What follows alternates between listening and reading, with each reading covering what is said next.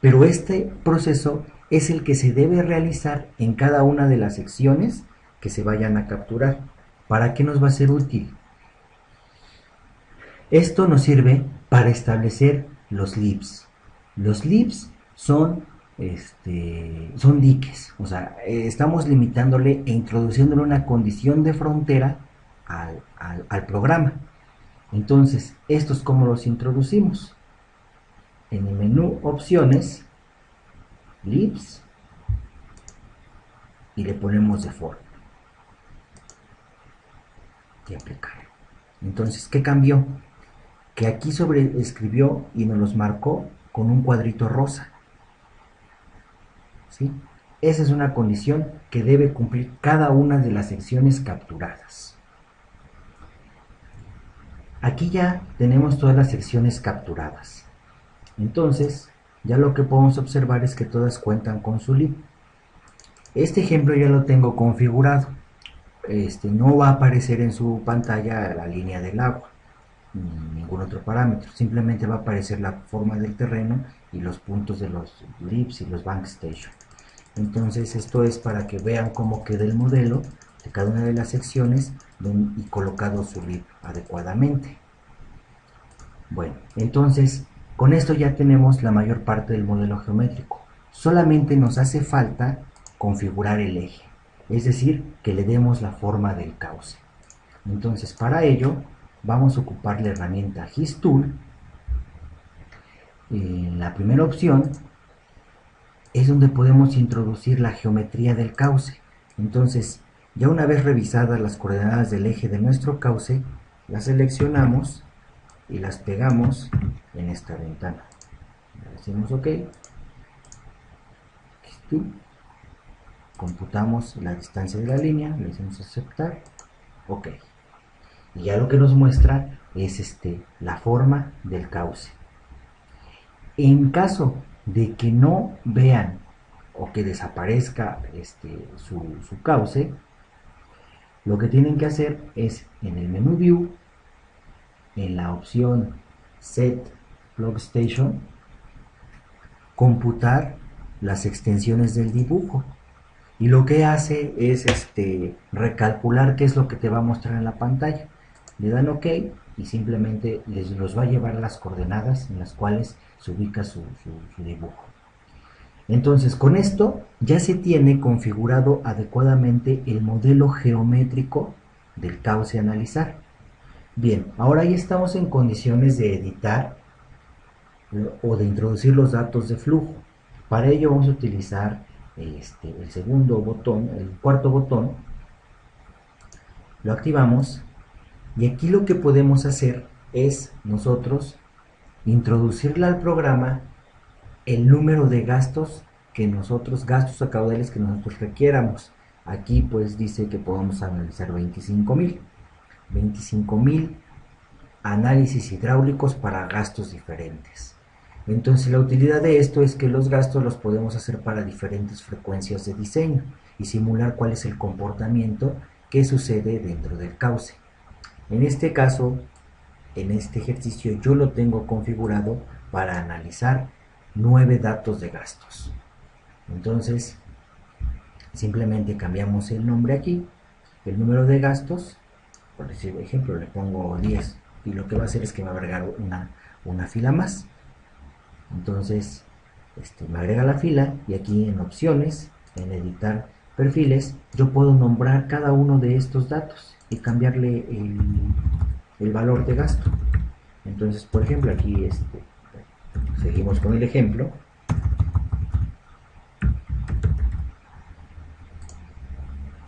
Y le agregamos un valor de gasto, pongamos 150. Con esto ya se estableció cuáles son las condiciones de flujo dentro del cauce. Ahora, hay que establecer las condiciones de frontera. Para ello, se tiene que analizar primero la topografía, el perfil hidráulico que se genera y varias condiciones de flujo. Veamos la primera condición que querramos. Vamos, más bien, ¿dónde se mueven las condiciones de frontera? Se utiliza esta ventana en la cual nos ofrece diferentes condiciones cómo queramos que inicie el flujo. Entonces, aquí la primera opción que nos pide es cuando nosotros conocemos un nivel dentro del cauce y a partir de ese nivel comienza a calcular, ya sea aguas arriba o aguas abajo.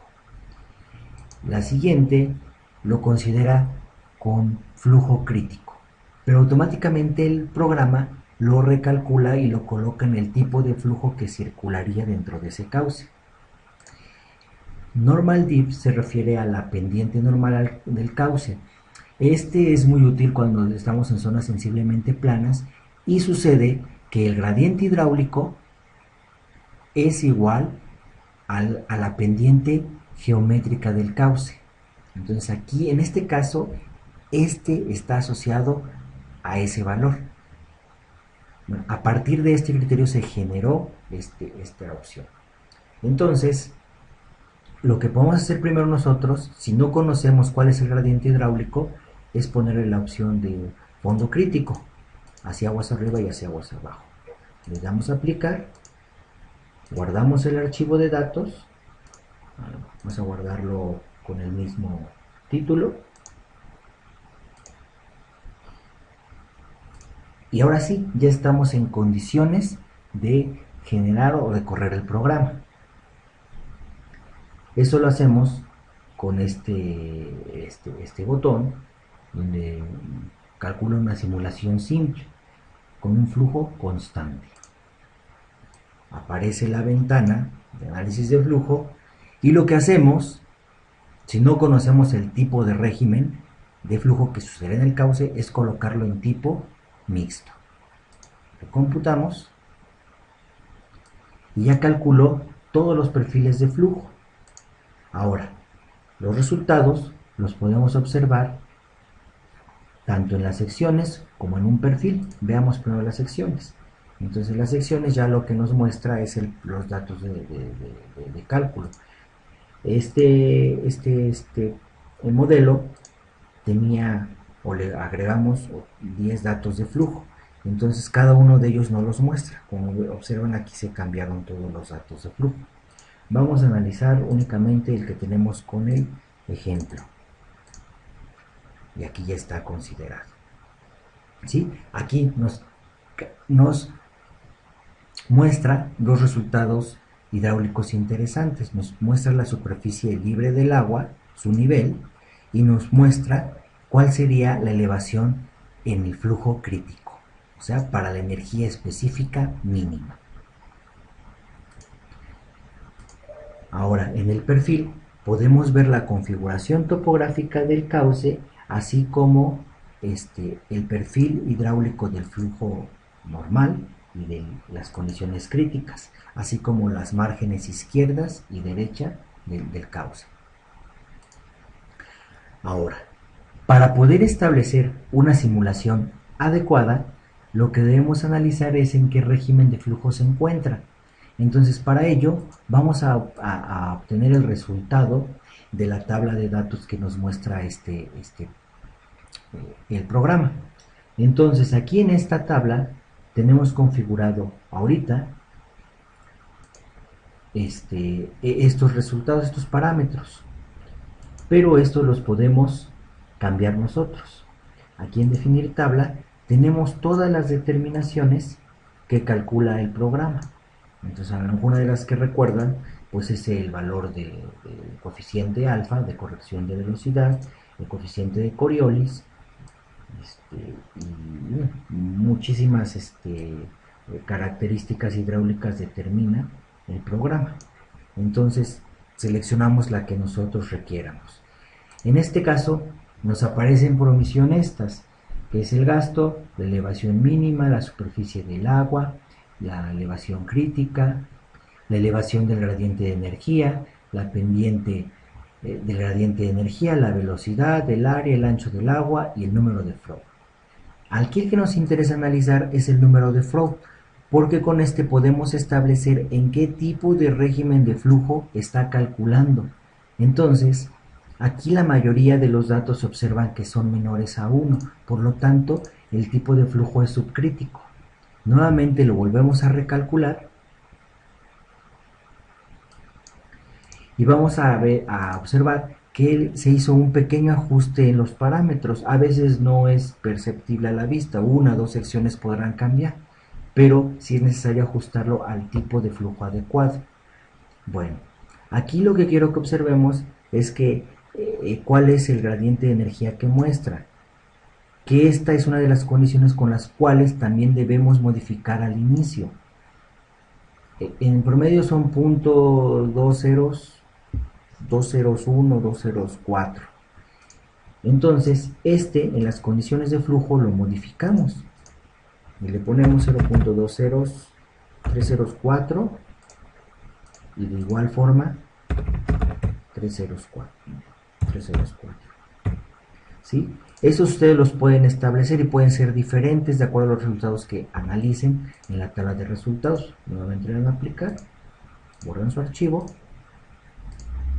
y de esta forma, en flujo subcrítico con esa condición de frontera, nuevamente se transita la avenida y ahora sí, ya tenemos unos resultados más aproximados a la realidad. Observan que sí existieron cambios sustanciales dentro del número de flow.